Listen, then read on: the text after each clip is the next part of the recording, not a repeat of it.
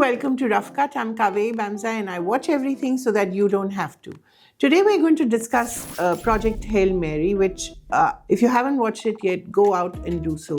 It's a fantastic movie, a very simple concept but beautifully executed, based on Andy Weir's book of the same name and entirely powered by Ryan Gosling's star power. And this is something that I want to highlight. People are calling it the Ryan Renaissance, but it's more than just that.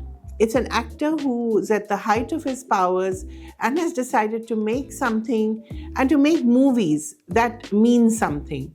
And I think that's something that the world really needs to sit up and take notice, especially in India, where we have stars who focus more on entourages and how many vanity vans they'll have and how many members of the entourage they'll have and what the chef will cook for them.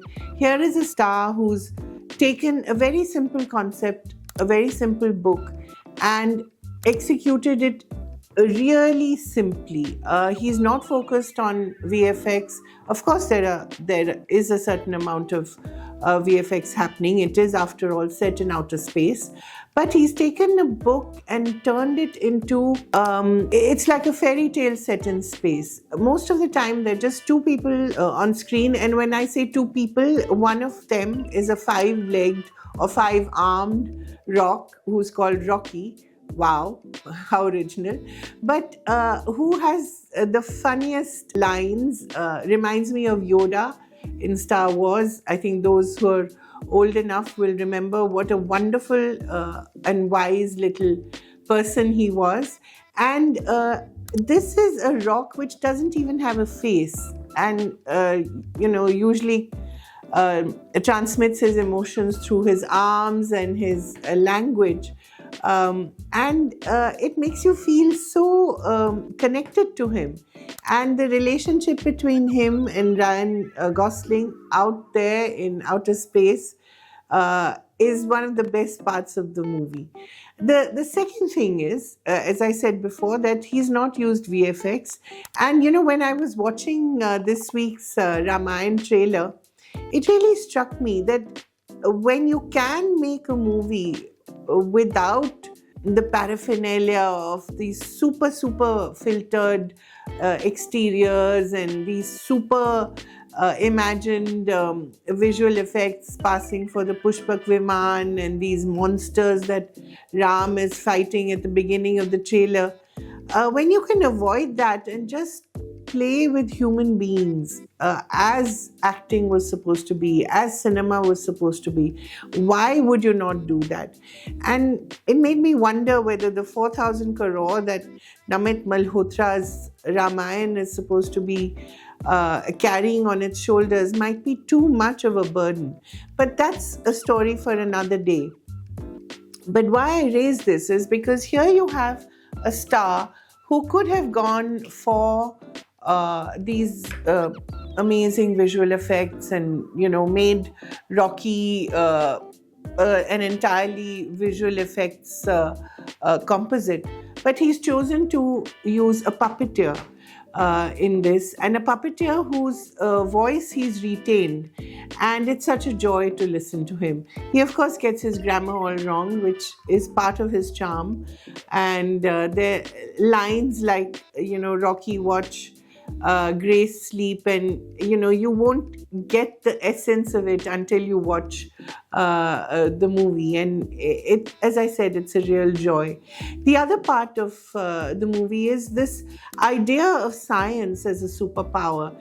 And Ryland Grace, just to back up a little, plays a molecular biologist who's sort of not taken very seriously by anyone because he believes that you can have life without water, which I wonder how that's possible. He is now a 6th grade teacher in a school, and he's picked up by this international consortium of scientists which is trying to save the sun from dying. Yes, trying to save the sun from dying. You heard it right. It's supposed to be, I suppose, a metaphor for the climate change that we're living in and the climate catastrophe that is facing us right there. But this he happens to be the only person who knows the solution to preventing the sun from dying. And though initially he's not part of the astronauts team, which is sent to outer space to actually prevent that from happening, through a strange turn of events, he's made to do that. And this is again an interesting part of the film. He's not a hero in the real sense of the term. He's not someone who volunteers to go on this mission. He's scared, he's fearful, and he expresses that. But the person who plays the head of this international consortium, played really with a wonderful straight face by Sandra Hüller, who is in The Anatomy of a Fall, who's just so, I mean, there's so much that she communicates with just a glance, and with just a little hint of a smile. She sort of press gangs him into going on this mission.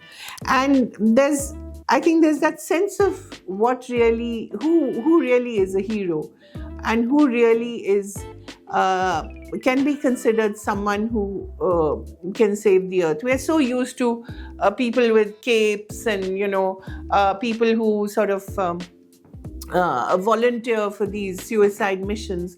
But here, who has someone who's just like us, who, even though he doesn't have a family and he doesn't have the usual tropes of someone who has to sacrifice a lot to go out there, he's genuinely afraid. And that really is the reality of all of us. We are afraid.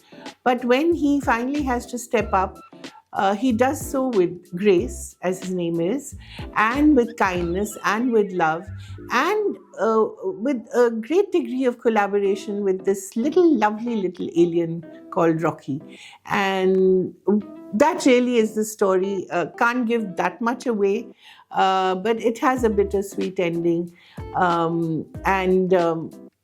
At several moments in the film, you'll tear up. And although I am someone who cries quite easily, and I'm accused of crying in cartoon movies, but really, this is something that will tear up anyone. Please do watch it. Please do understand what makes a film like that happen, what makes a film like that do well, and how, as an audience, when we're given something that is so good and that is not entirely necessarily original, there's several parts of it that remind you of E.T., that remind you of Star Wars, that remind you of Star Trek. Yet, when it all comes together, it does so beautifully that it makes your heart stop for just a beat. And that really is the power of movies. The power of movies is to make you feel something, to make you feel alive, to make you feel that you can actually conquer the world, even if you're just an ordinary person like Dr. Ryland Grace. The soundtrack is excellent. My favorite is Sign of the Times, which, if you haven't heard it, please listen to it. Harry Styles. I've been listening to it on loop. And as I said, I would recommend Project Hail Mary anytime. Do go and watch it while it's still in the halls. Thank you.